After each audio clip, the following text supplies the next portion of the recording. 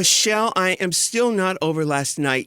First of all, let me just say, I came out as a theater queen months ago right here on this podcast. You did. And I don't feel comfortable. I haven't embraced this new feeling. It feels kind of weird for me. Right. To do, because last night we went to go see an LA production, a fabulous production of Merrily We Roll Along. You said it right. I said it right. It's not the easiest thing to say. Because that's why in the theater world you just say merrily. Because otherwise it's Merrily We Roll Along. See, honestly, that thing of shortening titles is one of the reasons I really hate the Broadway theater thing. We're doing Merrily. Yeah, because even when I told the story, when I was in high school, the kids who were in my theater class would speak like Broadway, old Broadway people. These were kids. Downstage. Yeah, well, not that part. It's just they would have this sort of like code talk, this exclusivity to them, and they would say, "Well, in 7th grade, I was doing 12th night, right? The high school prime. Get this, you'll never believe what happened. Yeah, it's this. How do I explain? No, I know exactly what you're saying. Sort of affected." But hold on a minute. Hold on. Behavior that is very exclusive and very precious. Can you hear? Precious. Can you hear, listeners? Can you hear my eyes rolling to the back of my head? Because you can say that, baby, about anything. You could say that about. Listen, hold on. Before you go there. Okay. You could say that about gay talk. You could say that about drag talk. You could say that about anybody in any kind of clique or inner circle that has their own talk. You and I can answer each other's sentences. We can look at each other and we know what we're doing. Yes. That excludes everybody as well. So for it to be a little bit, I don't know. Yeah, I know what you're saying. I disagree because first of all, for the Broadway thing, you have to know the shows. They abbreviate everything. Darling, I was doing Merrily in Poughkeepsie. You'll never believe what happened. But everybody knows that Merrily is Merrily We Roll Along. That's not that difficult, Rue. No, everyone does not know. Well, listen, if there's certain... Merrily is Merrily We Roll Along. It's not like you're saying I did something rotten and you called it Sorrow. So I was doing Sorrow last week in Soho. Right. Well, long story long is I do sort of embrace it. It is uncomfortable, a little uncomfortable for me because I don't like pretentiousness. I don't like anything that's pretentious. Yeah. So, and you've got to admit, there is a bit of pretentiousness, a lot of pretentiousness to the Broadway theater world. Maybe the theater goers, but I feel like, for me, I feel like the kids that are in it have been working their asses off, getting no money, getting no recognition. Yes. So I agree. I don't know if there's any pretentiousness in it because I've never felt it. I felt like an outsider because I'm not I haven't been accepted into that world yet. So I have to prove myself by doing my first Broadway show or whatever, and then I'll get accepted in. But I've never felt an air of pretentiousness from people in it. I'm not saying that it doesn't exist because I think an air of pretentiousness exists in everything that's above, meaning like Hollywood or whatever. I hear you. I hear you too. I think theater people have an extra layer of it. Listen, I was doing Pippin at the Two Potato on Christopher Street. You weren't doing Pippin, you were doing Stickin' at the Two Potato.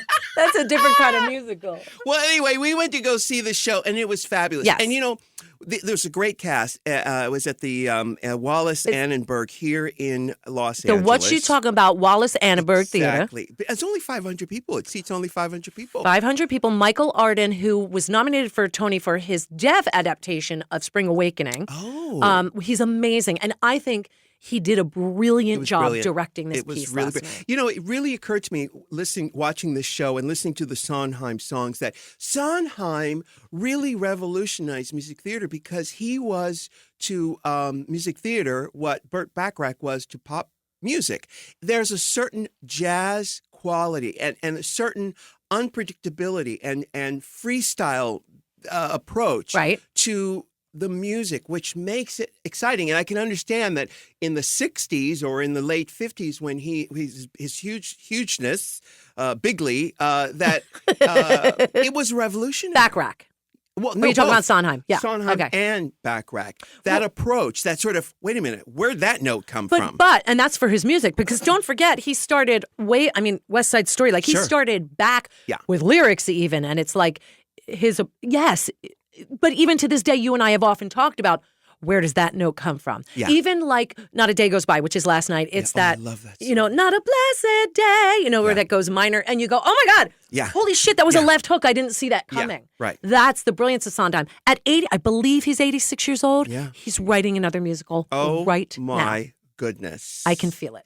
Well, I played for you Nancy Wilson. the Nancy Wilson and Peebo Bryson. There's an album. Actually, someone online told me that I should get this. I already had the Nancy Wilson, Peebo Bryson, Loving You from Passions. I already had that. Yes, but she did. You played me Nancy Wilson, Anyone Can Whistle. Yeah, and that's from an album called, I'm looking in my my phone right now. That's from an album called, let me see. Anyone Can Whistle. It's a Sondheim on jazz or something. Wait a minute. Really? So it's a purely Sondheim jazz album. Exactly. Oh, my God. I had Loving You because it was on a greatest hits of Nancy Wilson. I didn't have the full album, but the full album, I've got it right here. It's called, I always abbreviate the names of titles of albums. Do you? Yeah, I do. And it's... Do you mean like Merrily?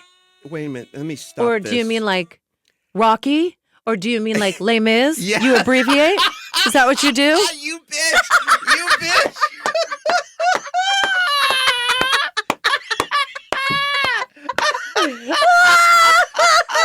Yes, I do. I got you. Yes, I do. Now, I'm looking at my phone. I don't know how to get the title of the album here. I wish I could tell you what it is. Well, let me see the picture. Is it just Nancy No, I Wilson? changed the pictures, Oh, how too. about I Google it? Yeah, it's... That's right. You always put pictures of me with fake lips yes, and I buns do. like that. Yeah. I'm going to look right now. It's Sondheim Jazz Album? Yeah, it's Sondheim Jazz. Let's see. These damn... I just hate Apple right now. Can we sidebar, talk about that and come back to this? Yes, let's do. I cannot stand what Apple has done to the iTunes library. Yes. You cannot search for anything. You put albums, they go in alphabetical order. They fuck me up. Yeah, because they want you to go to that Apple Music. That's how they screwed everything up. I know. They want you to go to Apple Music, which friggin' sucks. I Awful. don't want to stream. You kids can stream all you want.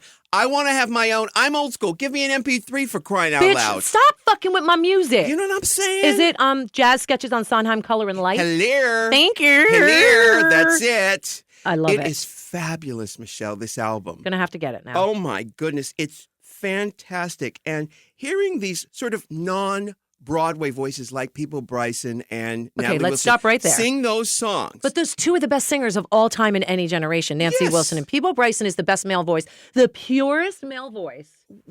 Purist, I mean, Luther, come on, Luther's my favorite. Okay, true, Yeah. Luther as well. Yeah. But Yeah. Peebo, Yeah. I can listen to him sing anything. Oh, he's brilliant. You've heard that song, If Ever You're in My Arms Again, this time, oh my God, so great. Speaking of Broadway, you know who wrote that? Cynthia Wilde and Barry Mann. Oh, wait a minute, Barry Mann maybe didn't do that one, but Cynthia Wilde, she's in the Broadway show Beautiful, the Carole King thing. Yeah. She's one of the characters in there because she and Barry Mann were two of the writers in the Brill Building from the late 50s storyline. I love that. All right, so Yeah. now we're going back to where we were, which was, let's just talk a minute about you're saying these jazz people or non-Broadway voices singing Broadway music, which I appreciate and love. The Hamilton mixtape is fantastic. Kelly Clarkson's Quiet Uptown, and she did it on The Voice with Billy Gilman, who I love his voice as well. Yeah. They did it together. It was so beautiful. But for me, being a Broadway purist, I'm not mad at the Broadway voices. Now, I know you're talking about the original OBC, original Broadway cast production of Merrily. Right, because I came home from the show last night. I downloaded 4 I'm songs. so proud of you! I had to. Hey, friends. Yes, I did. Let me go back Okay. to my iTunes. I downloaded 4 songs, but I downloaded the songs that didn't sound to that Broadway thing. Yeah, but You're you- sitting a chair over there. But you downloaded the Encores with Lin-Manuel Miranda version, not Yes, the I original did. Broadway I cast, downloaded Old Friends, Merrily We Roll Along, which is a great one. Not a Day Goes By, Tears. Okay, but hold on a Tears, minute. And Good Thing Going. I love that. But Good Thing Going. don't not give yourself the benefit of listening to Bernadette Peters' version of Not a Day Goes Okay, By. but when did we bring up Bernadette Peters? We were not talking about Bernadette Peters. My point is, you Yeah. were talking about Nancy Wilson and Peebo Bryson. Yeah. So what I'm saying is, don't not give. But I wouldn't put Bernadette Peters in that category of those Broadway voices. She's the ultimate Broadway No, voice. she's got a great voice, and I've known her voice for years. Yeah. I don't put her in that same category Right. because she's more of a singer. Yes, she's a Broadway singer and she's a Broadway star, but she has more personality to her voice than those voices that do that thing. But there's that's the way it's written and that's the way they're directed. And there's some people that are amazing at that. Let's use Brian Darcy James, for example. Yeah. The original guy in Something Rotten. Yeah. He was also the original Shrek and Shrek the Musical. He's done a million things. Yeah. He's unreal, but he's that. Is he? He's that, but he's got such beauty and See, tone. when I saw Something Rotten, he wasn't in it. Oh, okay. He wasn't in it then. He had gone up to Canada to do some movie or TV thing. Well, listen to the original Broadway cast production of Something Rotten, Yeah. and you'll hear him. Yeah, He's really, really good. But my point is, I want to defend those, how ya doing? It's me, I'm here. Yeah. Because those people are really good at what they do, but they're there to do that. Sure. They're not there to inject their own style and flair, because if I'm directing the show and I wrote it, I don't want you to inject that. I want you to sing it the way I wrote it. Now, Yeah. there's some writers and composers that are like, have at it. Yeah. Do you, because that's why I hired you. Uh-huh. Well, there's a funny scene in Merrily We Roll Along where they go and present and pitch the show to a producer, and the producer is in the show is saying, "Can you give us a little melody? Can you give us a song that has, give us a little pop?" Yeah. Actually, and I feel the same way. I love a show that give me a song I could go humming out of the theater with, and this show does have that Merrily Along Yes. and Old Friend and all that stuff. Well, it's that an opening doors. It's that repetitive timeline, storyline, music line that Sondheim always does in his music. Yeah. It's and Andrew Lloyd Webber does it a lot too. Of that same melody is reminiscent throughout the whole show. Sure, yeah. No, You I know, love that. It's that thing, I love and that. that's one of my favorite songs in Merrily. With the By the way, I've always felt the same way about the art community. I don't need somebody to tell me that the painting over my couch Is art. Is art. Yeah. Listen, it matches the couch, for crying out loud. It's art. I'm going to say that the art community is way more precious. Oh, but you see the parallels I'm drawing here. I do see the parallel, but Yeah. it's way more precious in a sense that you walk into a gallery and you will actually physically be shunned if you don't understand. Like, I've been in galleries where I'm looking at art and going, I have no idea what this is. A black fucking canvas. Right. Why is it art? Well, no, I get it. I've always gone for what I like. That's it. I go for what I like. If I don't, fine. And same with fashion. If it's ugly, I don't want it. Ugly to you is beautiful to others. Well, yeah, okay. It's the same thing with art. Sure, and the same thing with Broadway. Correct. Because there's a lot of musicals that I don't like or don't get. And people are like, how can you not like? Let's use Hamilton, for example. The way I obsessed over it, you were like, I liked it, but I You thought didn't- it was fantastic. Right, but you it was didn't great. freak out the But way I'm I not going to get Hamilton tattooed on my backside. Let's just put it that okay, way. well, I didn't. Yeah, Let's just put that out there. I didn't. you didn't. I may or may not have.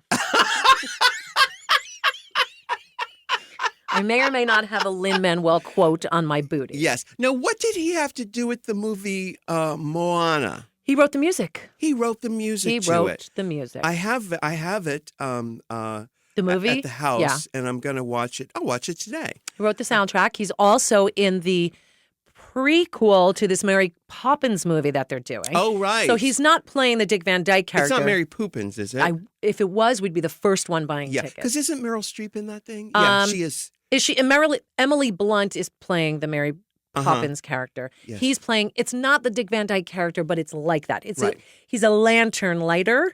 He's not a chimney sweep. Yeah. But it's the same idea. So he's busy doing that. But I actually Wow. cannot wait to see what he's going to do next. Wow. Cannot wait. The whole world's waiting. You know. Because now this cast album that I bought, was that a show on Broadway or is just a recording? No, that. Excuse me. That was Encores. That was the place. Remember we talked about doing with Bruce Valanche. a retro house where we could put up old shows like Carrie and Little did we know. and Sideshow. Yeah. Little did was we it know. Sideshow? Yeah, Side by Sideshow's Side? Sideshow's a great It one. was Sideshow, right. And Titanic. Shows that never made it. Well, Sideshow was pretty successful, but the thing is, it's the shows that aren't really put up anymore. People don't put those shows up anymore. Right. They're forgotten about. And brilliant Encores shows. Man is- of La Mancha. for example. Encores is a place where they put up these old turkeys. For a limited time. I see. And that one was done with Encores. And isn't Falsettos that right now? No, Falsettos is up right now. As a Broadway limited show. run. Correct. Okay. As a limited run with Christian Borle is in it. Right.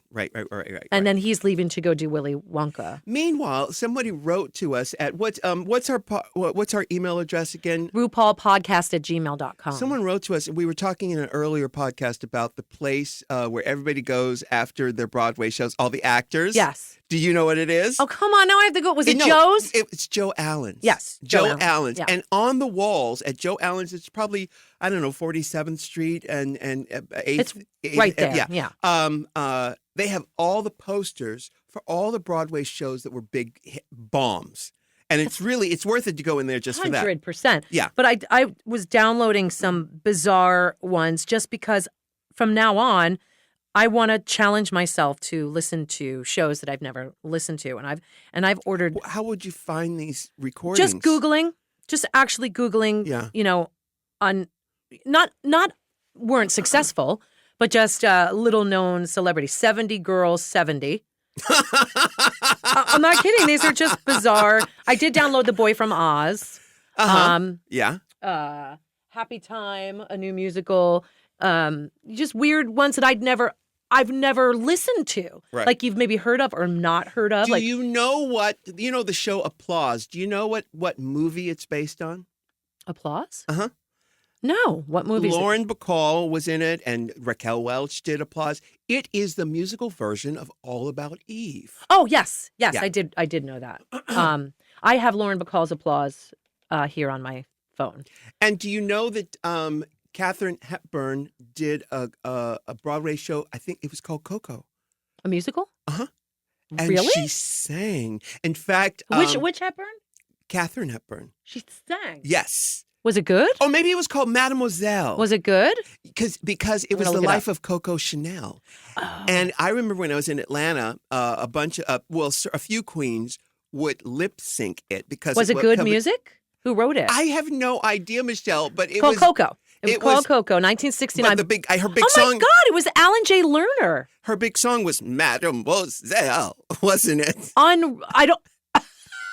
Do it No, again. I think so. Do it again. No, Mademoiselle. Did that actually sang it? Did it sound like that? But this is the thing. I've seen a drag queen lip sync. Of course you have. Mademoiselle. So listen, there's a YouTube of her doing it Katharine Hepburn doing at it. the 1970 Tonys. Hot. So this is something worth watching. Hotter. Yeah. So we got to do that. Oh, my! It's the song Mademoiselle? The song, it just says Coco, Katharine Hepburn, 1970 Tonys. Uh-huh. I mean, I'm going to watch it. Of course you Somebody are. says, I saw Coco twice. The first time, fifth row center. Wow. Yeah, imagine. Oh, my God. We've talked about this, and we're going to go to a break in a Critically minute. maligned in its time. And it now seems like a semi-masterpiece. How fabulous would it be Yeah.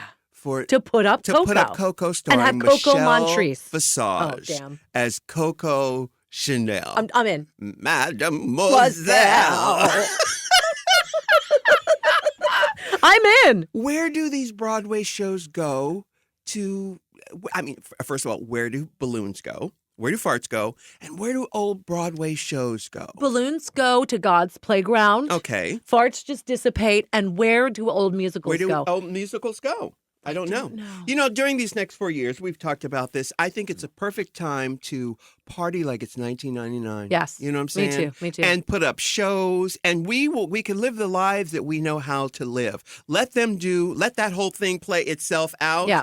And we'll do our thing. I think you we'll know? talk a little bit more about that We when will we talk come about back. that. How yes. about that? We'll take a break. We'll be right back. Michelle, you know, I've had a lifetime of therapy, and thankfully, I'm so happy. I feel like I know how to navigate my life, and years of doing it. I wish everybody could have that opportunity. Yeah, and the thing is, growing up, you hear about therapy and you think about it as a rich person's luxury. Yeah. And I think for a lot of people who don't have extra money, it is considered a rich person's luxury, but not with Talkspace. No, not anymore. This is easy and accessible to so many people. And affordable. And that's the key word that everybody wants to hear right now. Affordable, especially as we're going in, we're in the thick of the holiday spirit. Yeah. We're about to go into the toughest regime we've ever had to experience dear. and talk about needing therapy. Now is the time. Now is the time. And really, such a low cost Yes. for so much. You get so much for this. Listen, you can schedule a live video session with your therapist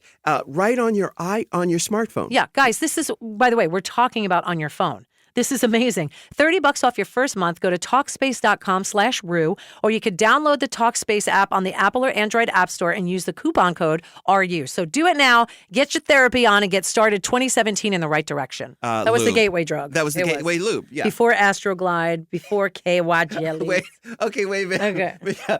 We are back from our break. We were talking about, I turned into my father years ago with jokes and punchlines. I used the same punchlines forever. And I was just telling, our producer was saying that he was enjoying a program or something that I was on. One of our podcasts.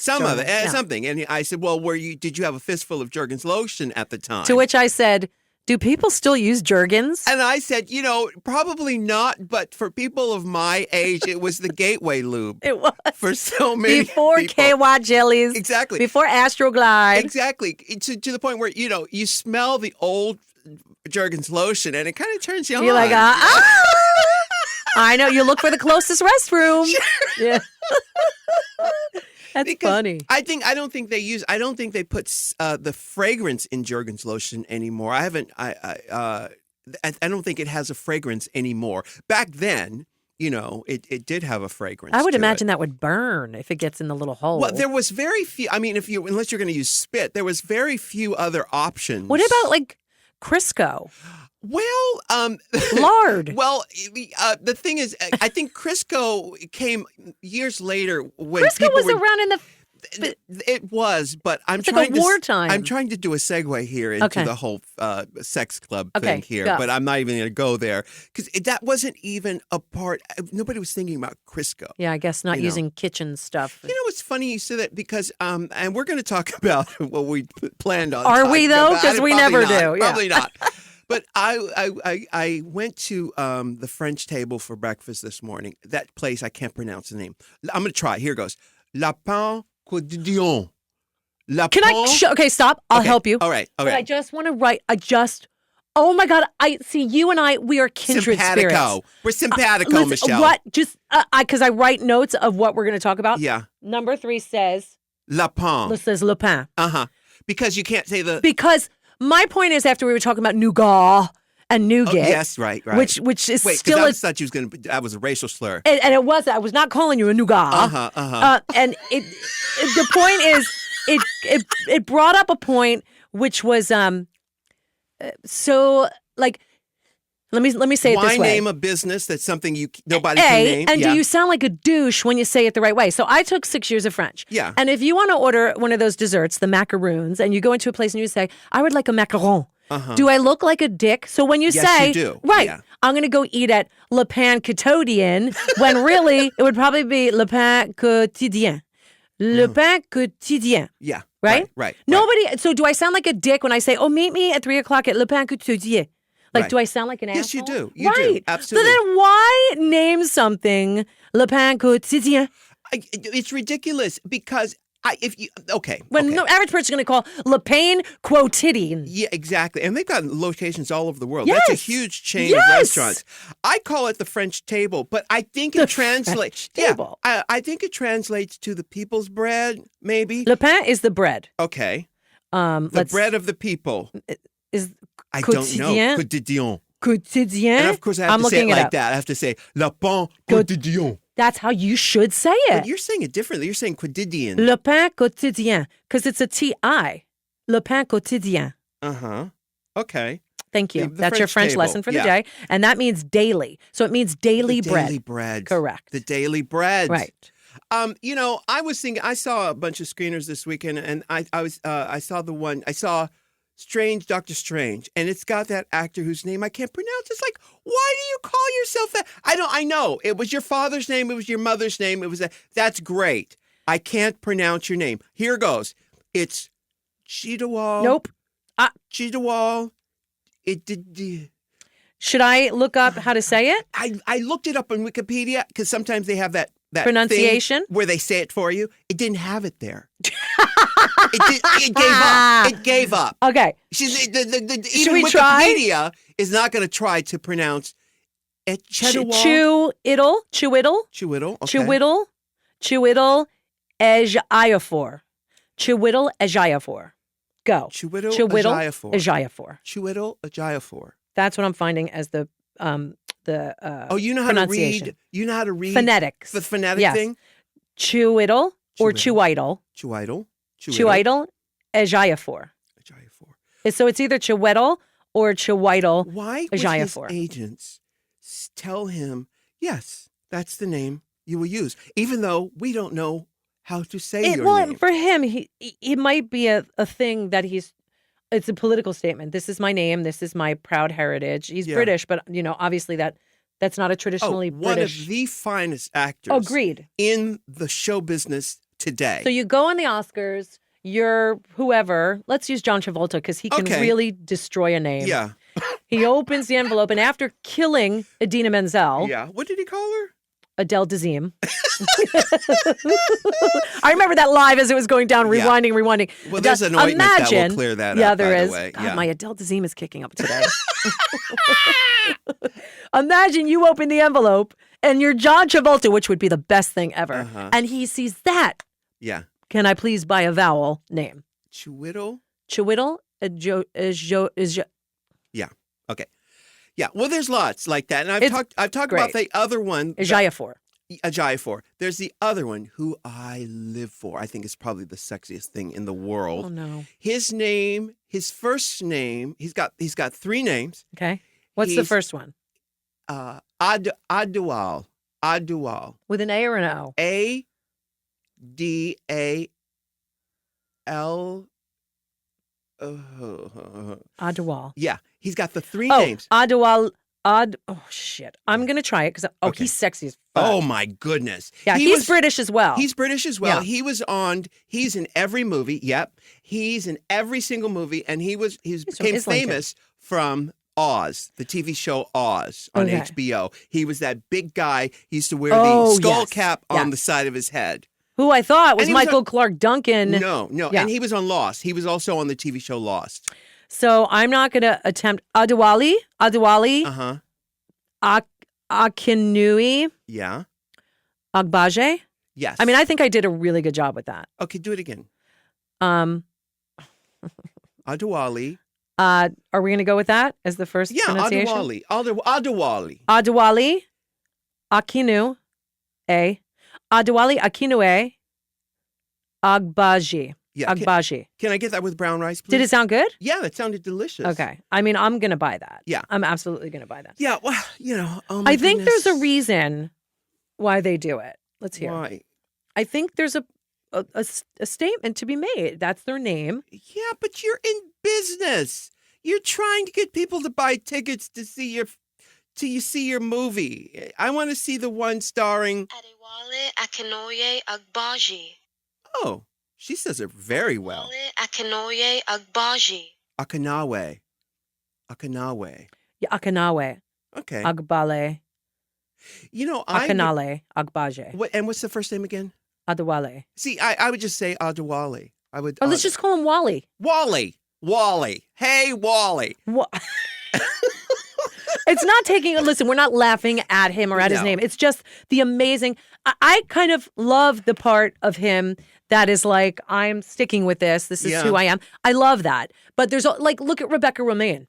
If she was Ramjan for the longest time, for not just me, but for the world. Yeah. And you think, why wouldn't you change your name? And I think there's a lot of people who are like, no, this is my name, and people will learn how to say it. Because, listen, what if she changed the Romaine to Romaine, like we know, like romaine lettuce? Just the spelling? Yeah. Yeah. Why not do that? Yeah, it's possible. But some people don't want to dumb down who they are. You know how, especially you want to talk about precious actors. Yeah. They could be very precious with this is a methodology and you know how that could be. Well, you remember after the performance last night with seeing Merrily Along, did you hear that one of the cast Merrily Along, you said it again. What did I say? Merrily Along.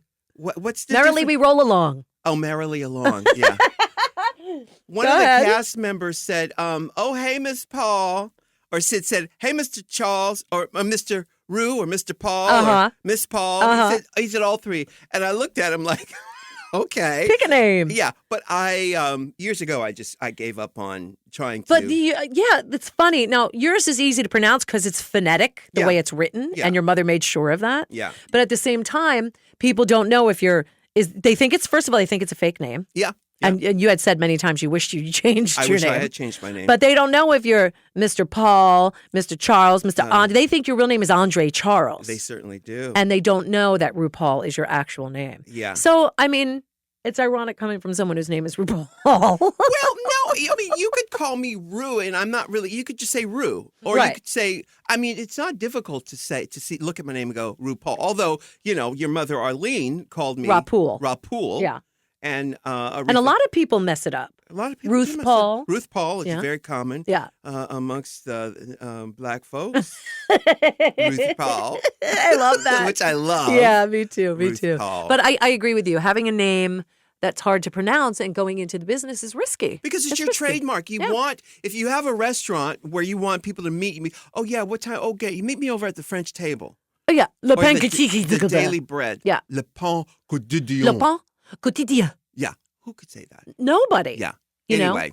So I went, but anyway, I had So you breakfast. went to the French I had table. breakfast there this morning, and I was thinking to myself, oh my goodness, I really cannot stand to see food that's been eaten by someone else on a plate. Could you imagine having to be a waiter? It's a tough gig. It's a tough Did you never wait at tables? I never did. I was a short order cook for 2 months at Davidson's restaurant in Atlanta, Georgia. Uh-huh. I was a short order cook. I never waited tables. Can you cook?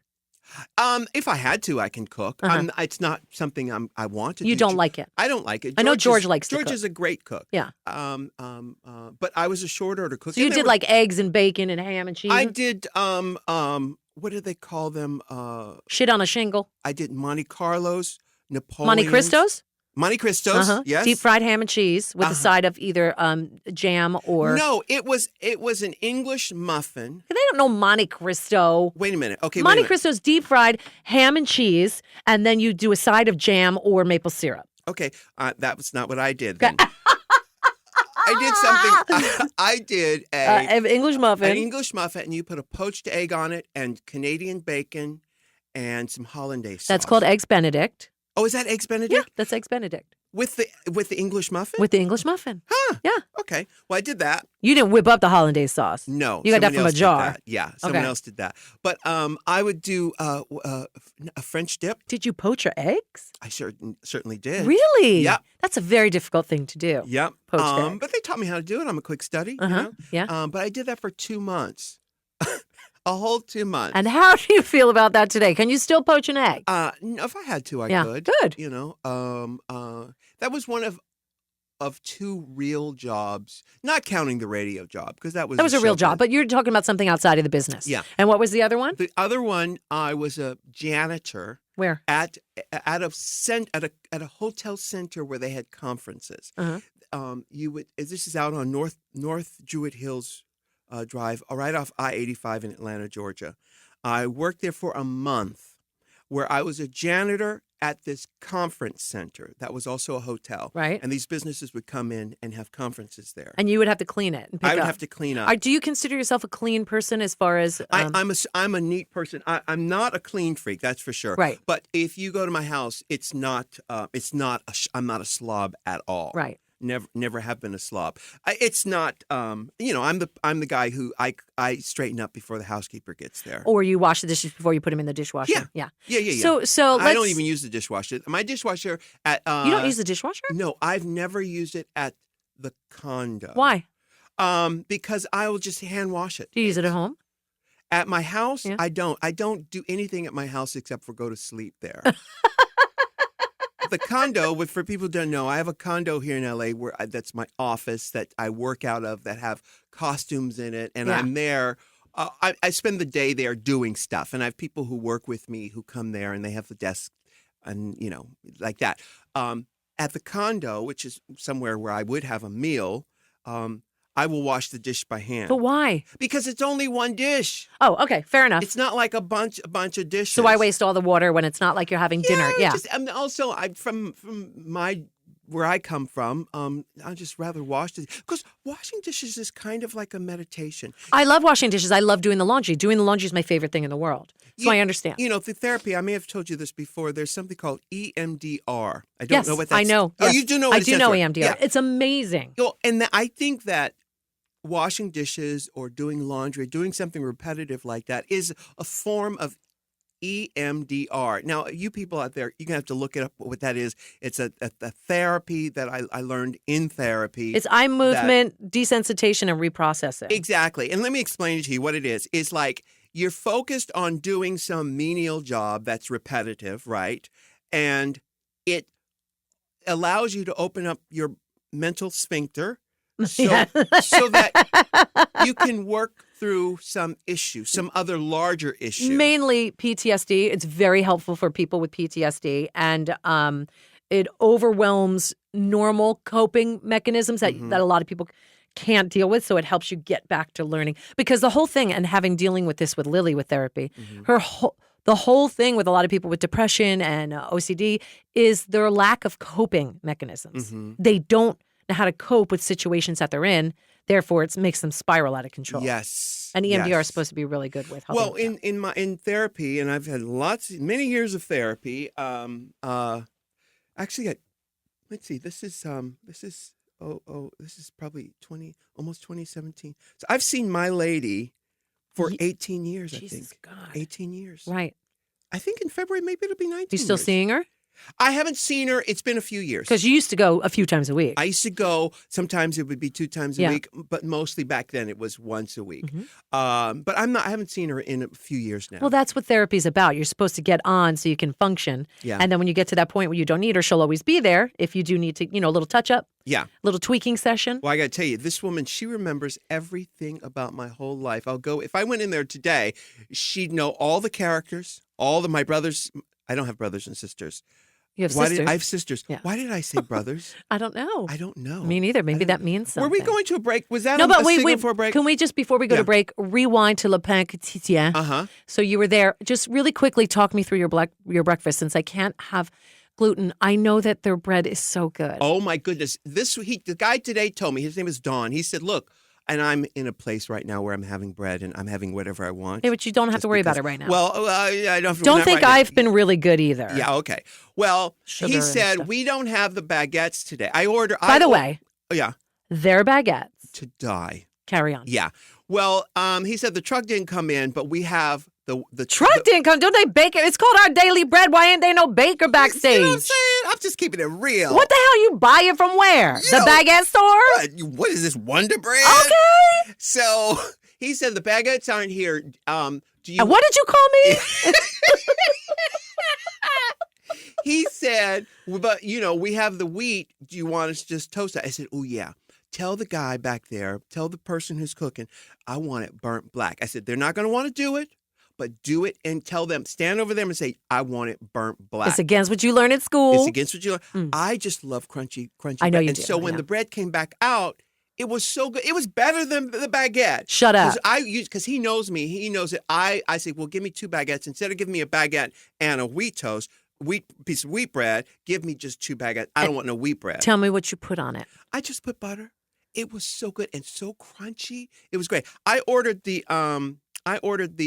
omelet that has mushrooms and goat cheese and a little pesto sprinkled on top. So my favorite thing I used to get from there, because we're just talking about Le Pain Quotidien, they had these things called tartines. Oh yeah, tartines. They're open-faced sandwiches. Yes. And back when I did eat flesh, they had this tuna one that is amazing. Yeah, I get the chicken, the curry chicken one they have. And they used to have there was a chickpea one. It is so It's so good. fucking, I'm sorry to curse, but it is so, like, oh my God. And they would come with these, are those gherkin pickles? Yes. You can get them or you can get the dill one. So I would Yeah. get there's a vegetarian vegetarian version. Yeah. One with hummus. Might even be, no, it won't be vegan because there's egg in the bread. But it is so good. It's been years since I've had it, but I wanted you to walk me good. through It's very good. the breakfast. All right, so we're going to take a break. We want to talk What did you about... even talk about the French table for anyway? Because I was talking about the idea of handling food on a daily basis. Well, food grosses me. I mean, like food. Okay, food. If I had to pick up someone else's plate that they've eaten off of, Freak you out? it would gross me out. seeing someone's half-eaten, even my own plate. I don't even want to look at it. Really? Yeah. So of course, I leave a very big tip just because I think Hardest they're doing job. God's work. Yes. They really are. They're doing a mitzvah. They really are. I feel that It's way about boogers. real. Yes. Uh-huh. I hear can't you. even. Hello, la, I la, la. feared having children not changing the diapers Yeah. because that you have to suck the. Sure. Yeah. Uh-huh. La la la la. I can't do la. it. Can't do it. Yeah, but see, when I when I see was- people do. Oh Lord! And why is it when I'm driving? Oh, and I want to talk about it. I turn my head and I see someone do something Air nasty. hanky? Oh God! You said air hanky? Yes, that's what it's called. Oh my! And in New York City, and then you'll see it. Oh! And then it's on the why? street. And how do people send their kids out into the world with those kind of habits? Why? Are you? What kind of a monster are you? are you sending? Or giving children? your kid a reusable hanky like it's 1950s. Oh. And every time Yeah. you opened it. Well, listen, when I had nieces and nephews, this is like during the 40s, I would clean them up. I would clean them up Yeah. and, not think twice about it. I didn't have a problem with that. Yeah. Bodily functions I could deal with. It's part of Sure. life. Yeah. But that part, I Uh-huh. had to defer to my Yeah. husband. All right, we're going to take a break. I'm going to talk about the year that Yeah, we got way was. off Christmas. We got way off Way Christmas. off New Year's. We're going to do a little bit of a year review, a review A review. when we come back. Now, Michelle, since I've become an out and proud theater queen, I am so excited about Today Ticks. Yes. My Today Ticks app has become my best friend as a theater queen. I have turned so many people onto this app. Really? I don't even remember how I found out about it, but I might have just been looking in the App Store and found it. And I just came back from London where I went to see In the Heights, and I used my Today Ticks app and met somebody right out there. There they were waiting for me. Well, they're in so many cities, D.C., of course, New York City, L.A.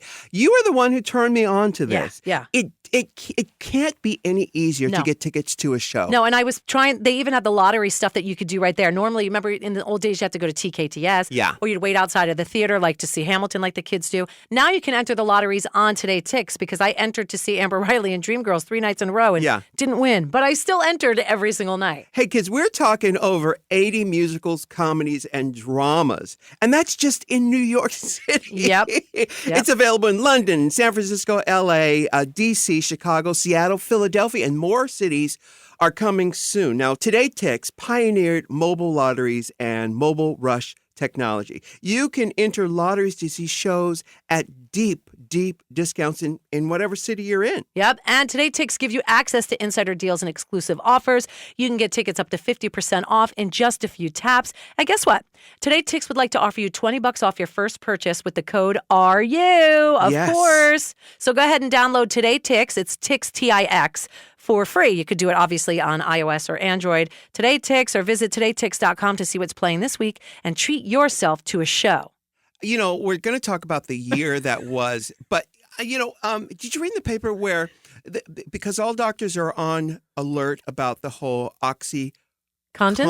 OxyContin thing where everybody's on it, the company that makes it, they're now focusing on Latin America because... Are you kidding me? I'm not kidding. Because This of the is in drug issues over there? Well, no, because they want to sell their drug. But isn't OxyContin for... What's it? Is it a painkiller? Painkiller. It's an opiate. If I'm correct, it's an opiate that is highly addictive, and most people are on it. And it's an epidemic here in America. Yeah. And so because people are on alert for it now, and doctors, they're cutting back at So it's harder to prescribing get, it. yeah. Well, I don't know how hard it is, but they're cutting back on it. So the company who makes it, they're focusing on Latin America so they could sell it down there. That's so diabolical. It is diabolical, but this is the thing: is that they're drug dealers. They deal drugs. That's what they do. And we are a nation of druggies. Over-medicated. Don't even get me started because... Well, it's true. It's true. But listen, hey, you know how hard it is in this world. It is life is hard. I get it. And honestly, Some people just don't want to feel the pain. who does? And can you blame them? Can you blame them? I don't know. This is my masochistic Or You is want it to feel the sadistic? pain? Yeah, I like feeling the pain. I don't get numbers when I get tattoos or when I got injections or whatever. I don't do that shit. Just give it to me raw, Yeah, bitch. but Michelle, that numbing comes in lots of different forms, whether it's shopping or eating or True. or gambling True. or drinking. True. Everybody has their poison, and so this has been a really, really rough year. Yeah. Professionally, for me, it has been the best year. But in terms of an emotional thing, I still can't talk about Bowie. I listen to Natalie Cole every single day. Every single day. Prince, Pete Burns, so many people. And that's just, and then side note, in my own personal life, there have been people who have had issues. I'll speak in code here. I think code is the best way out of respect, but I'm going to say this. There are certain things that are meant to be spoken in code and not publicly. Yes. Nobody owes anything to anybody. Right. I do want to say that because it's I know you're yes. talking about social media. Yes. People want us to comment on certain things. on personal things Yes. in our lives that, and it's like, bitch, the social media is not No. CNN. No. It is a little funny tickle toy app that people talk on to say, "Ooh, girl, yeah, whatever. But it's not about me trying to put a press release No. out on social media And just about what's happening in because my personal life. someone else doesn't mean you should. Right. Just because you could doesn't mean you should. That's right. And I stand by that. And there's a lot of things going on in our personal lives, in yours, in mine, that don't need to be broadcast. And 2016, we just did this Christmas tour, and I would make a little speech in the beginning saying 2016 has been a cum-guzzling, gutter whore of a year that we need to put behind us. And listen, we always try to find the silver lining in everything. 2016 was brutal. It has been brutal. Yeah. So moving forward, the thing is, we never thought what happened in the UK would ever happen. When the Brexit thing was up, we were like, oh my God, that's never going to happen. Right. What happens? That. Right.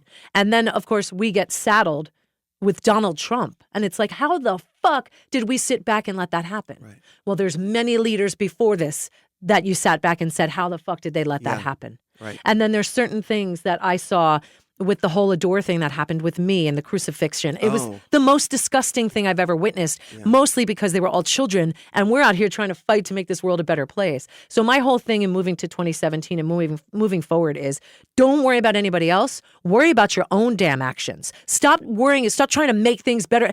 Worry about yourself. If you start at home and you start within and you move forward into 2017 with the love and being responsible for your actions, don't worry about what everybody else is saying. Don't worry about what that person's saying on social media. Don't worry about what that person's wearing over there in class. Worry about what you're saying and you're doing. That's the only way that we're going to move together in unity and love. Yeah, it's a very complicated situation. It is. Because I feel like these trends that are happening, populism and this sort of nationalism, it's almost like a virus that you can't do anything about. The best you could do is to stay out of its way. Yes. And to focus on, to make sure that you are that you are looking after your own backyard, front yard, yardstick, whatever. Yeah. Look after yourself. Yeah. But my plan for 2017, and if with what's happening in Washington and everything, I'm gonna motherfucking party like it's 1999. I think that's a great way to look at it. I'm just gonna stay out of it. I'm gonna try to. The last time, listen, I've been around. I'm 56 years old. I've seen many regimes come and go. This looks like it's going to be the worst one. It's already a shit show before even taking office. So I lived through the Reagan era. It was pretty. It was brutal. And I remember that I was very young, but I remember it because I remember waiting in line for gas. I remember, your license plate, odds and evens, whatever it was, that's how you got gas. I remember the whole Ayatollah Khomeini. Like I remember all of it, not understanding it as a kid, but understanding there was an uprising. And right. I didn't really get it. You know what I mean? Well, it was this, but now I do. It was this uprising uprising of elitism, and it was cute on Dynasty. In reality, it was a tough call for people who didn't have a lot. For me, I remember Reagan basically released all the schizophrenics out of the sanitariums and defunded a lot of those programs. So that was the first time we really had the sort of homeless epidemic Yes. that we know Which is of still today. very prevalent. And especially in cities like San Francisco and Yes. there's a lot of cities where and it's, of course, his regime ignoring the AIDS crisis was won't even say it. Wouldn't even say it. Yeah, but honestly, I think based on what I've seen, that was Child's play is what it was. Child's play compared to what is coming. So we have to prepare mentally and spiritually for ourselves. Yeah. Not your next person. You can help your family and friends, but you can't make them do what they don't want to do. Right. So self-acknowledgement, self-awareness, being responsible for your own actions and what you put out there is really the way forward from here. And yes, partying like it's 1999 is great because tomorrow may not come. Who knows what's going to be stripped away from us? And we're talking serious shit here. Now, this is not fear-based. Right. We can only hope that that's not true, but prepare and try to make it a better year. I'm hoping 2017 is my best year yet. And I'm trying to put my foot forward and make that happen, no matter what's back here in 2016. How are you going to make that happen? I am starting out with a whole different attitude for me in 2017. All and I'm right, actually, Patti LaBelle. that's it. I got a new attitude. And I'm not going to let anybody take that away. I'm going to stop coming from a place of fear and thinking I'm not worthy and thinking I'm not good enough. I'm not pretty enough. I'm not, all that shit is going right out the window because we were talking about it with Jeffrey Boyer Chapman. And that's what I think has been my not love of myself is what has stopped me because every time I've talked to you on this podcast and in personal life ad nauseum about getting to the second to the top, is that called it? Penultimate, like second to the last, right? And never quite getting to the last episode of my story. And some reason for everything happens before I get there. So I want 2017 to be the year that stops. And in order to do that, it's me going, I am good enough. I am somewhere. But you can say that on an intellectual level, but to own that on an emotional level is the real owning it. Well, that's where work comes in. Well, there's work, but also you understand that to be able to own it on an emotional level, you have to be willing to give up the benefit you get from not owning it on an emotional level. And I've told this story before many times about, I've always seen myself as an outsider, and I felt like, the world doesn't understand me, so then that gives me the right to talk shit about the world. So, a lot of that behavior would allow me to isolate myself. I'm an introvert pretending to be an extrovert. If you were allowed and you could earn money as a living being a hermit, I certainly you would. Yeah. So my long story long is that I realized that my justifying my isolation, the times I isolate, was sort of it justified me getting to talk shit about the world. So if I really wanted to get involved with the world, I'd have to say goodbye to the isolation and really get involved in life. And so there was a payoff in my isolating because it justified me talking shit about the world. So says, okay, so Ru, you want to move forward? Then you've got to give up the talking shit. You've got to give up the isolating. There's all these hidden payoffs that we get out of behavior. Unconscious payoffs. Right. So owning it on an emotional level, you have to do an inventory of what the pros and cons of any behavior that you're giving. So, yeah, sure, I'm going to give up doing this certain thing. Okay, great. That's intellectual. On an emotional level, are you prepared to do an emotional inventory of what the pros, your payoff is? What was the step for you to get out? It's an everyday thing, honey. You know what? Because I know that voice is always there for you. It's always there. Especially this time of year, we're in December right now. My body innately, it just intrinsically wants to stay under the cover, especially since it's a little chilly. We're in California, by the Yes. way. It was it 45 It was degrees this last morning? night. It was like 40 something. Yeah, try St. Paul, Minnesota. Yeah, we could shut the fuck up Yeah, right now. exactly. Yeah. So my body just wants to do that. So Right. So, well, you're talking to me about owning it and emotionally and making our thing here. But what do you tell the people out there would be the first step? So I'm saying what I'm saying. And yes, it's intellectual because maybe emotionally I don't get what I have to do to make the next step. fake it till you make it. So what's the next step? You say, I say to myself, Because Rue, I don't want to do it anymore. I don't want to. No, I know. I say, Rue, get your ass. I know. First of all, I say to that voice that says, that voice. I want to go home. Yeah, or all that. I say, that's cute. Thanks for sharing. But you're going to get your black ass out of this bed and you're going to go and you're going to do that podcast and you're going to go see Merrily We Roll Along. You're going to go out and do it and fake it. And because you know there's a consciousness that you have, is your higher self. And the payoff will be worth it. The payoff is always worth Yes. it. It's always worth it. When I get my ass out of the house Yes. and do the thing, it's always You worth always it. come home going, I'm so glad I did that. And then wow. every time that I've complained about whatever, even if it's an audition where you go, I'm not going to, you go into it negatively, I'm not going to get this job, it's going to be terrible, or a meeting, you end up leaving going, actually, not only wasn't it terrible, I might not have gotten it, but it was a really good audition It or was a a good really good experience. meeting and And- a great experience. Yes, Yes. good experience. I And agree. it's the people who you met there, they may not hire you for this job, but they definitely remember you for the next or something else that's coming down the pipe. I agree. You know? I agree. It's interesting, though. It's interesting living on this planet, know thyself, knowing, and that's all aspects of yourself. Because that's why I loved Westworld, because the whole premise was being able to look at yourself as if you were a machine and that you were programmed with certain operating systems. And through meditation or some other higher source, you're able to look at yourself and go, oh, I do this because of that. I do this because of But that. we don't come pre-wired. And the thing is, I just saw something recently. Do we? I'm not sure if we do. I think to a certain extent we do, but Yeah. not robotically. But yes, I understand what you're saying because, yeah, we are hardwired because we're born gay. We're born whichever way we are. You know what I mean? But what I want to add to that is there was a meme I saw somewhere, I think on Instagram or something, whatever, and it struck me. It was very interesting. It was, and I'm not getting it right, but I'm getting the gist. It was, if you could have $10 million now, and it could have been 1 million. I don't remember the price, but I'm going to make it $10 million.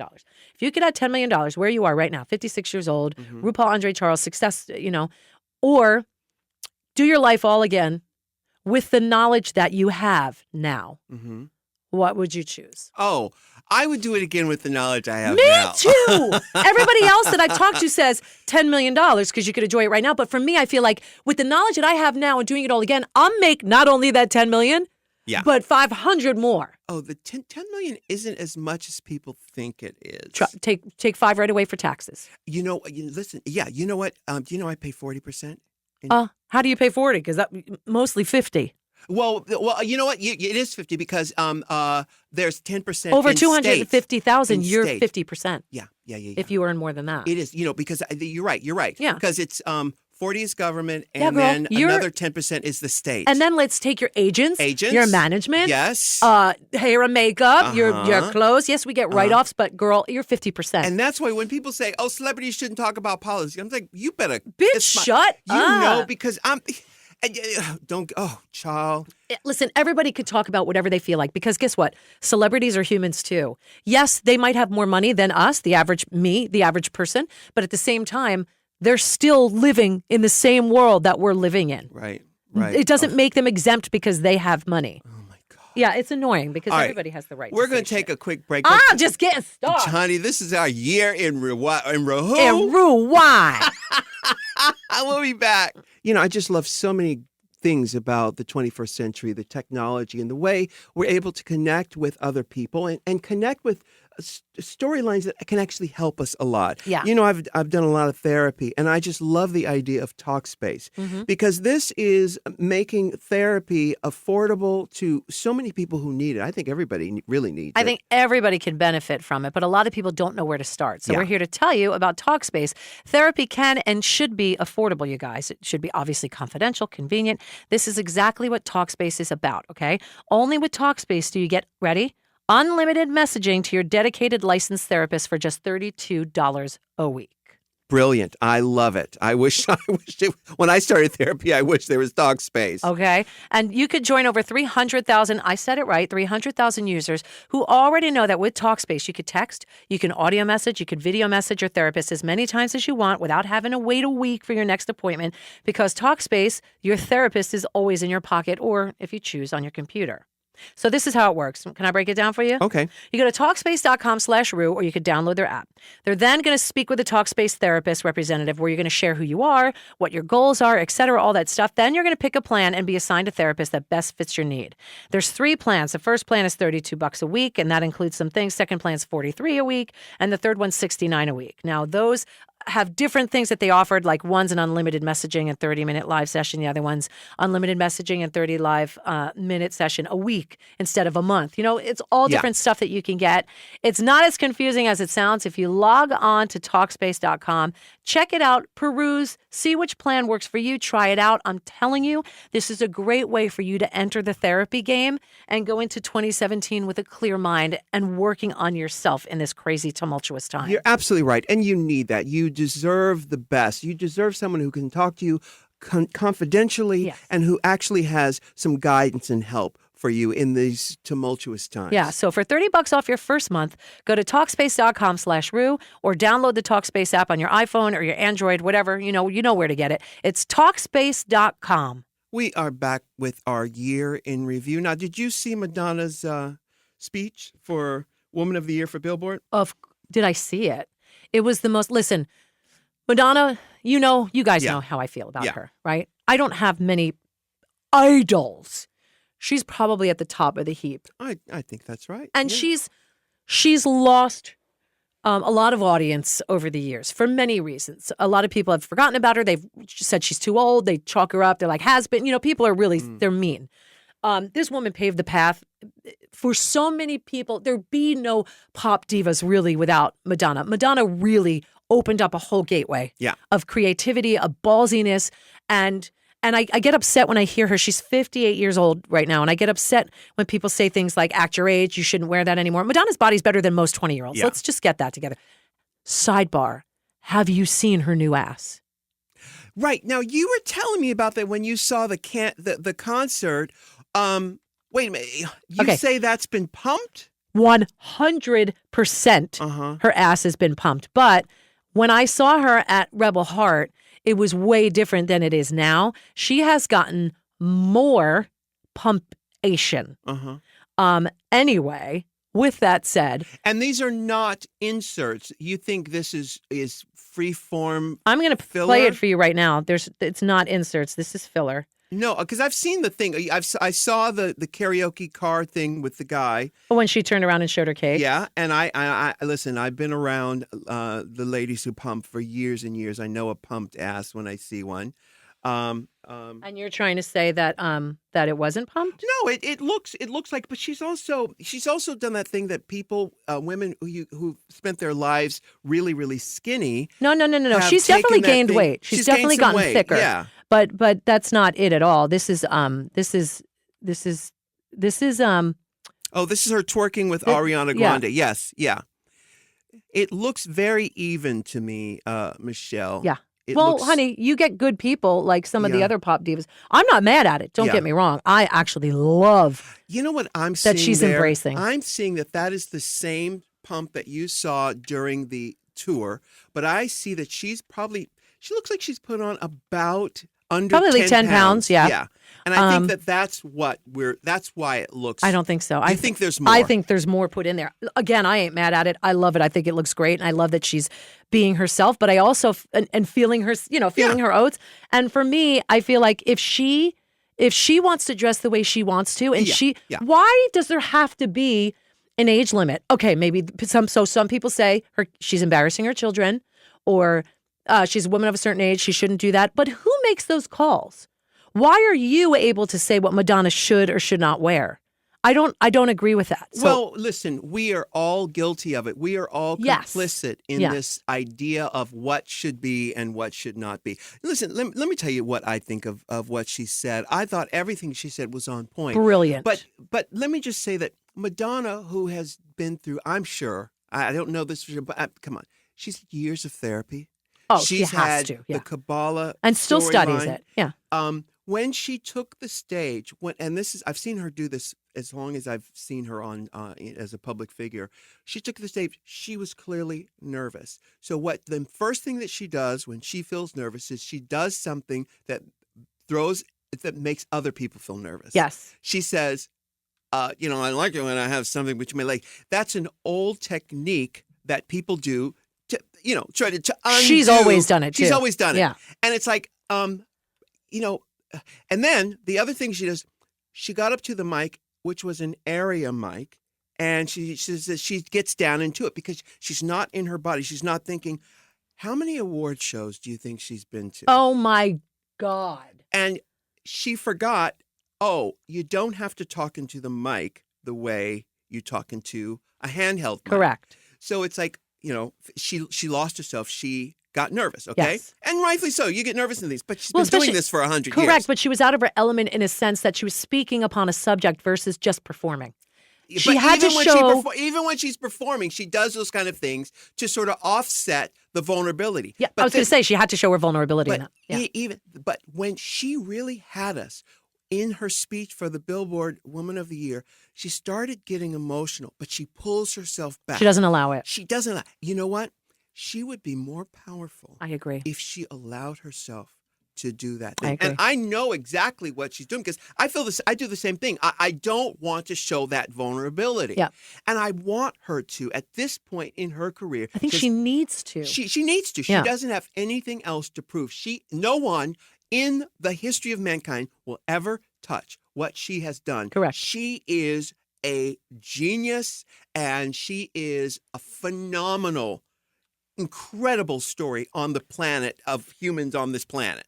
So, but I just felt at this point in her life, had she done those other things like being vulnerable and just letting the nervousness, she could say, you know what, guys, I'm really nervous. I don't And think would she have could. us. I don't No, think she could. She couldn't. She can't. She'll never, at 58 years old, she'll never let that go. Yeah. She'll never do that. She'll never allow us in there. Even with all the therapy and the Kabbalah and the self-awareness that she's been through. Doesn't matter. She won't let us go there with her. And here was my favorite moment. So I was just over in London, walking down the street with my girlfriend. We were in Belsize Park, which is North London. It's where I stay when I'm there. Walking down the street and talking to my friend about the rents and how ridiculous they are. So I said, they're just like New York City rent. Same exact thing, actually. Mm-hmm. You get a little bitty bit. It's no more or less because it equals the same amount. So somebody hears me talking, I guess, with my Northeast accent, because I don't really sound New York. I do sound New Jersey, if you know it. He turns around. I almost walked into him because he's right there. It's Rocco. Like, my child was right. Madonna's kid. Yes, well, really my kid. Yeah, Yeah. but he's right in front of me. He turns around and looks me dead in the eye, and I stand there with fear, and I'm like, okay, keep walking, keep walking. But it was like the greatness was right in front of me, and it was Rocco Ritchie. And he had just been, he got in trouble for smoking weed outside the Right. Starbucks right there. Yeah. So it was true. He was there. He just walks around like everything's normal. Yeah. I love No that. bodyguards. No bodyguards, him and his friend. I Yeah. think that's why he likes living over there, Right. because it's really regular for him. Right. Adorable. And do you think other people would recognize that it's him? No, well, no, only crazy obsessed Madonna fans Yeah. like myself Right. would absolutely know that it was him. But it was really a crazy moment because it was surreal for me to see her kid. You know, it was just right But listen, there. there is something to be said for being being graceful at a certain age. But do you think she's not graceful? I think that, I think posting the picture with food hanging out of your mouth at Thanksgiving, Oh. I think that's a bit much. I'm grossed out by food anyway. Yeah, that's your thing. But I will say this about Madonna. She's never given a shit what people think about her and what she does. That's true. But when you have an overview of your life, not just you singular, but you have children, all that thing, not the dressing a certain way. I'm talking about a certain behavior with grace. And that we can all agree on. Yeah. Is there's a way you can carry yourself with grace in a way that it's not about what other people say. It's just an awareness of yourself. And that's why I talked about the microphone thing and the nervousness thing and the emotional thing. There's an awareness of yourself that's not just you, but of the overall picture. Yeah, I don't think she cares. And that's the truth. I don't think that's the case. I think it's single-mindedness, and I think it has to do the nervousness. I don't think she cares what anybody thinks. Honestly, she never did. I didn't think she ever cared about being classy or, do you know what I mean? I don't mean that with disrespect. I mean, she thought about what she wants to do first, and she was always wanting to be scandalous. Always wanting to ruffle feathers. That's her thing. I think it's I don't think she can control. And it could be fear-based because I think it is fear-based. She's afraid of not being the Madonna she was 30 years ago. Right. And she's not. She's an evolved, different Madonna. Right. She's afraid of losing the title of the greatest pop star that ever was. It's her and Michael Jackson. Mm-hmm. Those are the greatest of any generation. Sure. There were amazing pop stars, don't get me wrong. Diana Ross, you have amazing, pop stars. You've got Gaga, you've got, Rihanna, you've got all these great ones that have come and gone through the years as well. Yeah. But she has always been the queen of pop. Yeah. There's nothing to change. And that. I think she's afraid that if she doesn't keep pushing the envelope, that's going to go away. That's what I feel. Yeah. Don't you get that sense a little bit? I do get. It's sort of like a Sunset Boulevard thing because yes, the truth of the matter is nothing will change what she's done. No. Nothing will change what she's done. No, I agree. All right. So how did we even get on that? We got on the speech because it was so amazing. The speech was amazing. It was great. If you haven't heard it, you can read transcripts. It's worthy of a read or a listen because it's brilliant what she says about women and ageism in Hollywood and in this industry in general. Yeah. Really important words spoken by the Queen. Yeah. All right. So we've been talking about what to do in the oncoming year of 2017. Yeah. I said it earlier. I'm not gonna fight it. I'm not gonna fight it. Fight what? Fight the populism and this trend, this sort of this virus that has covered the nation. With the Philippine president talking about killing people who he thinks are drug addicts or drug dealers. And then, the Brexit thing. And this is not just these aren't isolated cases. This is a trend that's happening around the world. And I'm going to sit back a little bit. Like, I wouldn't be surprised if Drag Race ended. No. No, I would not be surprised if it ended in this current climate. I understand. And I've been through these climates before. You can't fight it. No. What you do is you make sure it doesn't get you. Yes. So the Earth is off its axis. The Earth is off its axis. You could tell because people are losing their minds. Yeah. People are not the way that they, I don't even know how to say it without incriminating.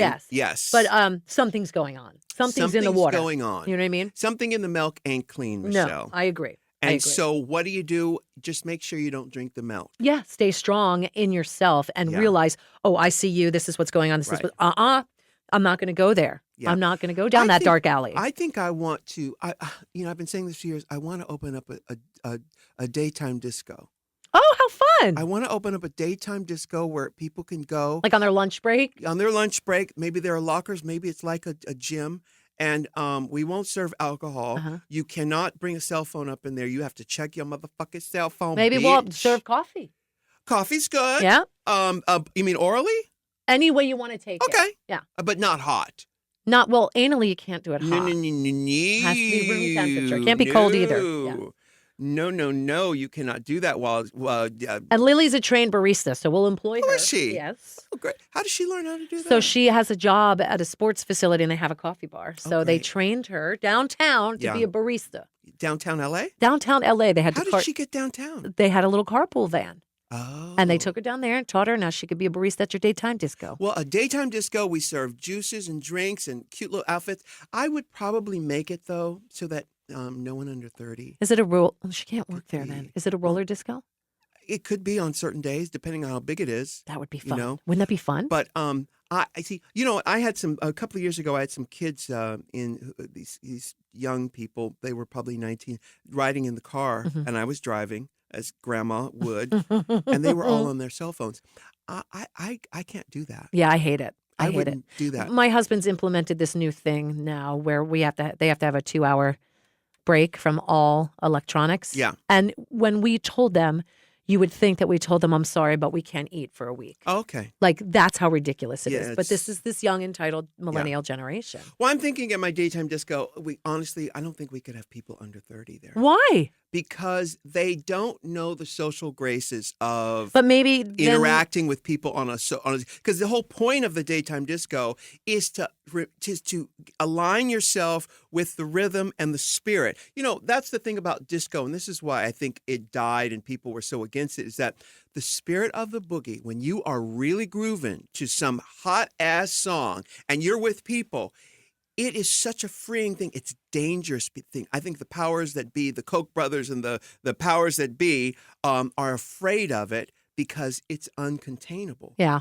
So when people, but maybe the younger kids need to learn about that. I ain't got time to be This teaching ain't that. no RuPaul school for millennials. No, these are people who already get it. These are not for teaching because they're just going to break the rules because they were never given the rules. You know. Oh, that's very, very true. So I don't want you up in there. You know, these are people who really want to get down. The phones go over there. We're not taking pictures. We're talking to one another. You're not looking at phones. I love that. We are disciples of the boogie. Honey, take your pictures in the parking lot. This is the church. You come into church. You don't bring your phone up into the church, do you? Church. You know what? I can't imagine. I'm thinking about this. I never thought about this, but I bet people do bring their phones in church. Of course they do. You've seen videos of people preaching or people going, being moved by the Spirit. Yeah, of course people bring their phones into church. Of course. It never occurred to me, because I haven't been to church in a long time. Right. It never occurred to me that that's what people do, and they do. Yeah. I bet they're looking at their phone. I bet kids are looking at their phone My in church. kids are, listen, we go twice a year, and if it were up to Lily, she'd be playing Pokemon the entire time because she's an atheist. So she would not, she kind of gets forced to go because Lola really enjoys church. She does. Lola loves church. Uh-huh. Yeah, Lola wants to go every Sunday, but Daddy's got to bring her. Uh-huh. It just never works out. So we go Easter and we go Christmas Eve, and it's a beautiful church. Yeah. And they do beautiful services, but if it were up to Lily, she'd be on her phone the entire time. Yeah. And there are kids, and the parents give them the phones to shut them up. Uh-huh. So I don't agree with that, but I understand it as a parent because sometimes when there's nothing else, out of desperation, you go, here. Yeah. I've done it. I'm guilty of it. Yeah. Well, I read the paper these days and I think to myself, wow, I really start to question why I ever stopped huffing paint.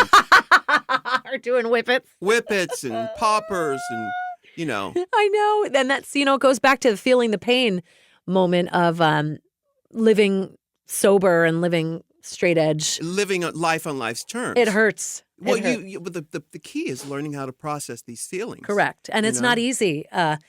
It's really not easy. Well, listen, it's not easy if you are on I'm going to say Oxycontin because that's not how you say it. Oxycontin and oxycodone. There's two. There's two. Yeah. I think collectively, the conscious, Or is it we the all same say thing? Oxycontin. Oxycontin. It's easier to say. Yeah. It's a ridiculous Oxycontin. Contin. You can't do not make people's mouths. Why did you put that N in Don't there? put no N up in here. That's like saying RuPaul. Ruined. I guess crazy. No. But I think you did say, I think you said innocent bystander. I did. That is the cutest thing I've ever heard. Yeah, I was an innocent onlooker. I'm always an innocent, Millicent bystander. Well, but earlier, and I didn't correct you, but What did I around say? is fair play. You said the gas lines were not during Reagan. They Oh, they were in weren't? the 70s. Were they Carter? It's Carter. Oh, yes. okay. And because Gerald, Oh, no, Gerald correct me, Ford. because I could be. But Ford I wasn't around for. I was around for Carter. Yeah, Gerald Ford, because the lines around the block were 1974. So that would be Carter, right? That was Gerald Ford. And then Carter came in 76. But how would I remember that? Maybe Because I was so young. maybe you were at 6 Hunts years old. Point. But Maybe you were at Hunts Point in the Bronx. I thought it where was Reagan the whole time. Where the prostitutes were lined up to date customers, and you remember the long lines of cars that were circling the block. Well, that is my later life. But It's Hunts Point, isn't it? It's Hunts Point. Hunts Point, yeah, Yeah. in the Bronx. But there's another that sounds like something called Hunt Point, or wait a minute. There's something Hunts that sounds Point. like it's Hunts Point. Yeah. But there's another one that I confuse it with that sounds like that. It was the 70s. You're right. I don't know why I thought it was the Reagan era. Mm-hmm. I totally had no idea. So it was in the 70s. And you know why I remember it? Because we went on one vacation a year.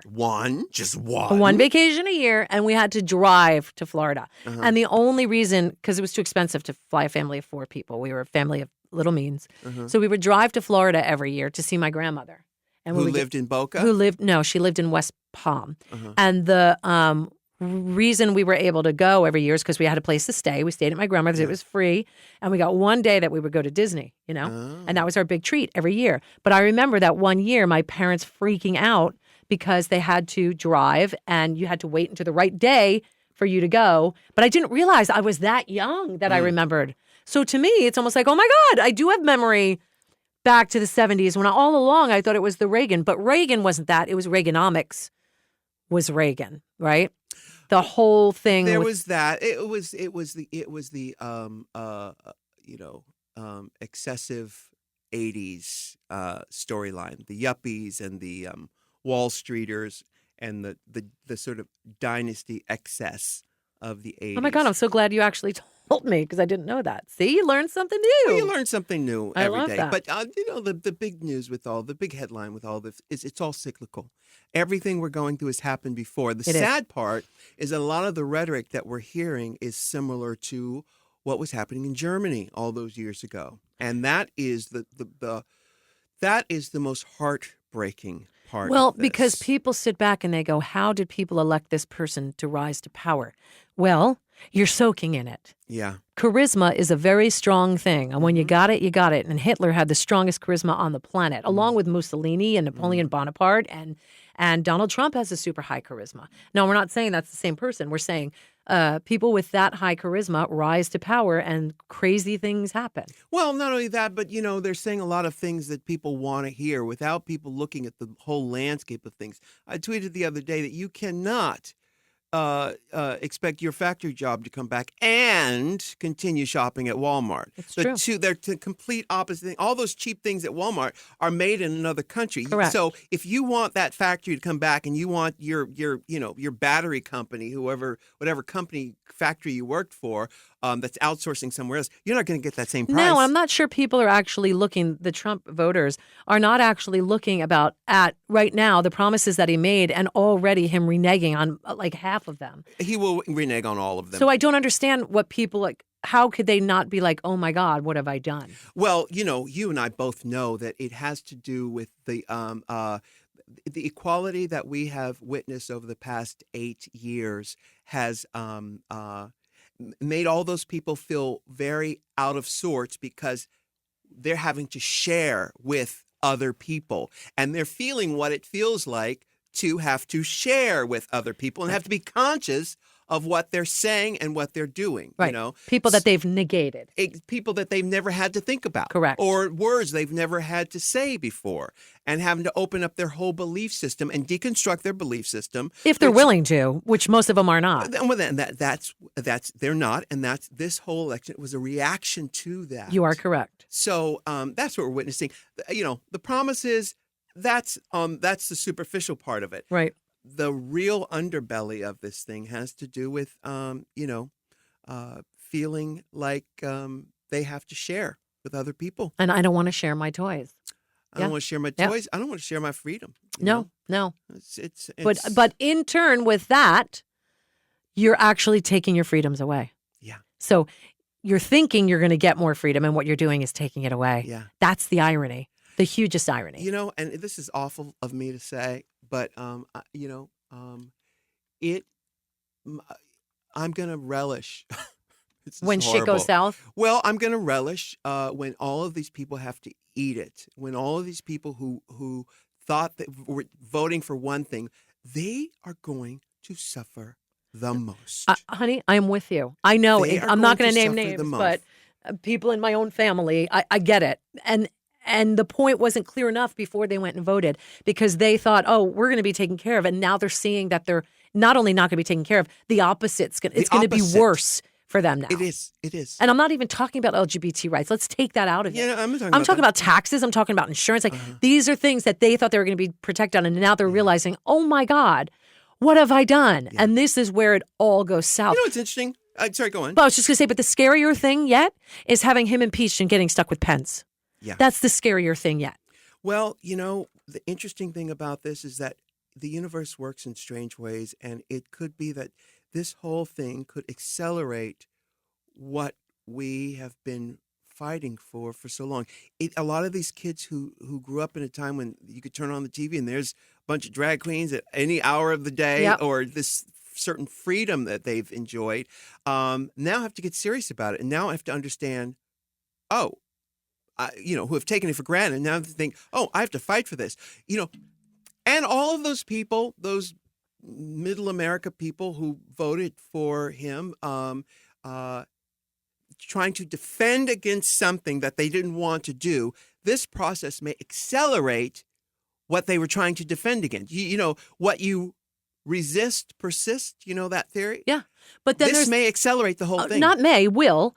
And what you were saying at the beginning of this, or just a few minutes ago, was saying, I can't wait to see their faces. It's like, I hate nothing worse than people saying, I told you so, and pointing a finger. Mm-hmm. But it's going to take everything that I've got within me not to go, you did this. Mm-hmm. You did this. Mm-hmm. This is what I was trying to tell you not to do. Mm-hmm. But you did it anyway. And now you are suffering along with me. Right. See? So it's going to take everything I've got. This is going into 2017. Part of my changing myself attitude is to not do shit like that. Right. And let chips lie where they may. Well, you were a teenager, know, and your parents told you certain things, and it wasn't until you became an adult, same with me, that I thought, that's what she was talking about. Of course, but you have to. It's all cyclical, and people have to learn the hard way. They don't learn, intellectually. They have to learn emotionally. You have to fall. You have to feel it. Yeah, you do. You have to feel it. You have to hit the bottom. That's disappointing with the human. We are such a primitive culture. Did you see the movie? This Amy Adams movie, Arrival. You've heard of it. I have. My husband loved it. I loved it. Yeah, I haven't seen it. It's got. She's so good. She's so good. Although, I'm not going to say. Don't move on. You loved the movie. I'm gonna protect you. Yeah, good. Because she's in another movie that I didn't like very much. Have you seen La La Land? I have not seen that. I'm dying to. Okay, back to Arrival. Yeah. It has narratives, several different timeline narratives that are happening at the same time, like Westworld. I have no problem with that. Right. I can do that. But so Arrival may confuse certain people. Okay. It's a alien movie, correct? It is, but it's more about using your consciousness. Oh, I love that. Being kind, which is the highest form of intellect. I read that in the Talmud. Because you're a studier of the Talmud, yes. And it's about being conscious, not just on this level, on different levels. And being present and in the moment, present. Yeah. Oh, I can't wait to see it now. I loved it. I really, really loved it. I also saw, I loved Allied with Mary. I'm so out of touch with movies right now. I didn't care about, when these movies were in theater, I didn't care to see them. Who was in Allied? Mary who? Allied is Brad Pitt and Marion Cotillard. Cotillard? I can't say her name. I'm from San Diego. I'm going to look it up. Marion. That's the one that they were trying to say broke them up. Yeah. How do you say her I'm name? going to look it up, and then I'm going to give you my best. Okay. Marion Cotillard. Okay. Cotillard. I'll buy that for $1. Yeah, me too. I love that movie. It was really good. Speaking of watching things, I want to bring up two things. First of all, do you watch Mozart in the Jungle? No. Okay, it's on Amazon. Right. It's on third season. I love it so. Third already? Are you sure it's not the second? Bitch, I love the show. Why? Why? Bernadette Peters. Thank you. Yeah. See, Yeah. you know me so well. So they're on the third season, and Thorgy Thor was in episode 9. What They was had she doing? Playing her violin. Oh. They had a little bit, where they're doing this thing. So I'm just on episode 9. It's not giving anything away, but she makes a little appearance. She doesn't say anything, but she looks adorable. The point is, in it is Monica Bellucci. Oh, Is that her she's name? in that? Stunningly beautiful. Season Gorgeous. 3. Yeah. And I'm going to tell you what I love best about her. Okay, she's exactly my age. She's 48 years old. I thought she was older. No. Are you sure? I'm going to look it up again, but I'm pretty sure I looked it up. She has the best line in. No, you're right. She's 52. Yeah, she has the best line in the last Bond film. She's the best. I can't remember. I'm screw it up. If She I was try to born say in it. 64. She is so stunningly. Stunning. But the thing is, so she's in this season 3. She plays this opera singer who wants to do this big return, like Maria Callas, right? Mm-hmm. And the whole thing takes place in Venice, Italy. She has not touched her face at all. Mm-hmm. So everything's heading south. She's got wrinkles everywhere. Mhm. She is still so stunningly Yeah. beautiful. And Yeah. I know it sounds ridiculous for me to say this, but I feel like she's really brave to do that because this is filmed in HD Mm-hmm. and she has not touched herself at all. Mm-hmm. Not at all. Mm. And she is amazing. Wow. I am uncomfortable with the way that they're doing. Like she's playing this opera singer and it's so obvious she's not singing. Like there's no connection to the music at all. Yeah. That's the only downfall. But that Gael Garcia Bernal, Yeah. I'm saying it wrong. Yeah. Gael Garcia. Gael Garcia Bernal is so alluring. He is so cute. He is such a good actor. He's just, I can sit there and watch him just do anything. And then having her, Bernadette, and the way she talks is just so, like anything she says, Detox and I were watching, it was just on in the dressing room when we were getting ready. And anytime Bernadette would say, oh, like would just speak, we would die of laughter because she speaks, it's so specific. I got to tell you, the day I first saw Bernadette Peters on the Carol Burnett show, she was a big sensation all at once. We're talking maybe it was 72, maybe it was 73, something like that. And then when Madonna came out, I thought, oh my God, this girl is Bernadette Peters. Very similar. Yeah. Very similar Yeah. in the speaking And their voice, little faces. Little faces. Very similar. Maybe Madonna was doing Bernadette a little bit, along with Betty Boop, and because if you Right. think. But I do want to say that I fell in love with Bernadette in a movie called Pennies from Heaven with Steve Martin, Yeah. and I saw that hair and that little face and that little voice, and it was just like, oh my God, who is she? And that's kind of where it started. My obsession for Bernadette started. But Wow. Mozart in the Jungle, I highly, highly recommend. It is so well done, and it's so much fun. Well, So there's that. we're going to close this up. I just want Oh my you God, guys- it's time to stop talking. Well, listen, I just want everybody to remember this. Don't worry. Everything is going to work out fine. You just hang in there. Do not give up. That's the main thing. All of these things you're seeing, this is all cyclical. Yes. It comes, it goes, it ebbs, it flows. Do not give up and do not give in. Yes. So hang in there, kiddo. We still got music. We still got fried chicken. We still got love. That's all you need sometimes. That's right. Yeah. And there are others like you. So, just remember that. So on that note, Michelle? Bye. Bye. Can I get an amen? Can I get an amen? If you can't love yourself, how in the hell you gonna love somebody else? Can I get an amen? And don't forget to Can I subscribe get an on amen? iTunes. If you can't love yourself, how in the hell you gonna love somebody else? Amen.